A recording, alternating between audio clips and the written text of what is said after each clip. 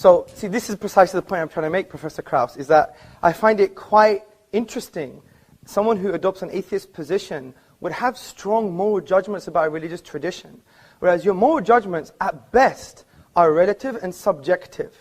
Now, when you look about moral theory, from an Islamic perspective, in a religious perspective, you see that objective morals, that even pointing the finger and saying, you know, you're wrong, you're nonsense, Sharia law is backward, these kind of strong emotive things, I think we can only be that emotive and strong in an objective sense if you have God as a grounding for your objective moral values.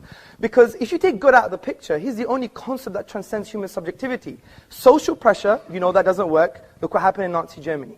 You know, for example, evolution makes it end up being ephemeral and empty. If you look at the philosopher of science, Michael Rules, he said, you think loving thy neighbor as thyself is like you're referring above and beyond yourself. But essentially, it has no true meaning. It's just a product of survival and reproduction. So from this perspective, you don't have an ontological grounding for objective moral truths. The best you could do, what a lot of atheists have done, is, well, we believe in moral realism, which is, moral truths are just moral truths because they are. Well, Islam just is, and the Prophet Muhammad upon him peace just is, and the Quran just is. That's not an argument.